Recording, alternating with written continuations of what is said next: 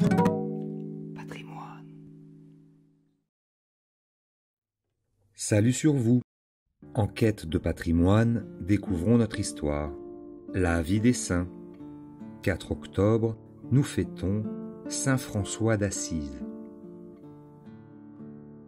Issu d'une famille de riches marchands, François naquit à Assise en 1182. C'est sur un avertissement du ciel que sa mère le mit au monde dans une étable comme le sauveur. Son père, Pierre Bernardon, lui donna au baptême le nom de Jean. Il fut ensuite surnommé François parce qu'il parlait bien le français. Il s'adonna d'abord au commerce comme son père. Une grave maladie et des visions le détachèrent du siècle. Il sentit naître en lui le goût de la solitude, la charité pour les pauvres, l'amour de Jésus crucifié. Frappé de ces paroles de notre Seigneur, ne portez ni or, ni argent, ni monnaie dans vos ceintures, ni sac, ni 2 tuniques, ni souliers, ni bâtons, il prend la résolution de suivre à la lettre ce conseil évangélique.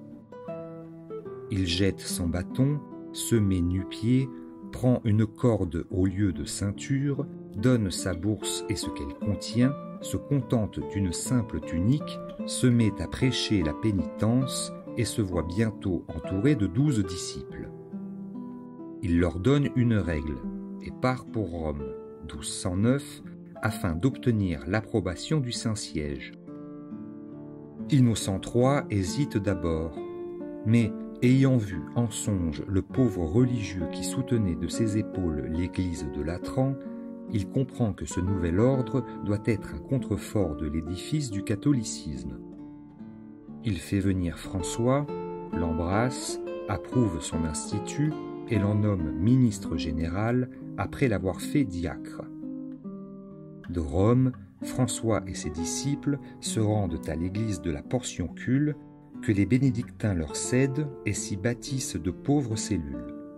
Leur nombre augmente à un tel point qu'il faut, au bout de 3 ans, plus de 60 monastères pour les contenir. En vain donne-t-on à cet ordre le titre de séraphique. L'humble fondateur se nomme, lui et les siens, frères mineurs. Les hommes affluaient dans son ordre, les femmes dans celui de sa fille en Dieu, Sainte Claire, les gens du monde dans son tiers ordre de la pénitence.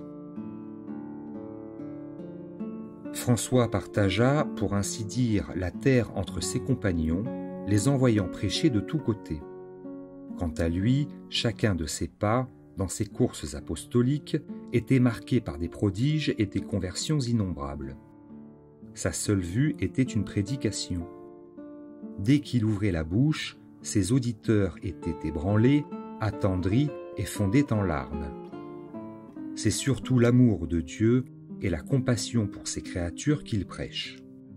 Il s'adresse à tous les êtres, à la nature entière, il invite les oiseaux à chanter avec lui, il leur adresse la parole, il l'écoute. « Oiseaux, mes frères, dit-il, n'aimez-vous pas votre Créateur qui vous donne ailes et plumes et tout ce qu'il vous faut ?» Puis il les bénit et leur permet de s'envoler. Un jour, pendant qu'il parle en plein air, des hirondelles badillent et le dérangent. Il les prie de se taire, elles obéissent. Il sauve un lièvre poursuivi par les chasseurs, il rachète un agneau que le boucher s'apprête à tuer. La nature elle-même, il l'embrasse dans sa charité sans borne. Moisson, vigne, bois, pierre, le feu, l'eau, l'air, tous les éléments, il fraternise avec eux et les invite tous à l'amour de Dieu. En 1218, François tint à Notre-Dame des Anges ce fameux chapitre général qui fut appelé le chapitre des nattes, parce que, pour loger les 5000 religieux qui s'y rendirent, on avait été obligé de dresser en pleine campagne des cellules de joncs, de roseaux et de nattes. On ne vit jamais rien de plus édifiant. Après la dissolution de cette nombreuse assemblée, François apprit le martyre de 5 de ses enfants qu'il avait envoyés prêcher la foi au Maroc. Cette nouvelle le combla de joie et renouvela en lui le désir de verser son sang pour Jésus-Christ. Il alla en Égypte avec 11 religieux, évangélisa les infidèles, en convertit un grand nombre et en reçut même plusieurs dans son ordre. Mais il eut beau faire pour obtenir la palme du martyr, le sultan le combla d'honneur.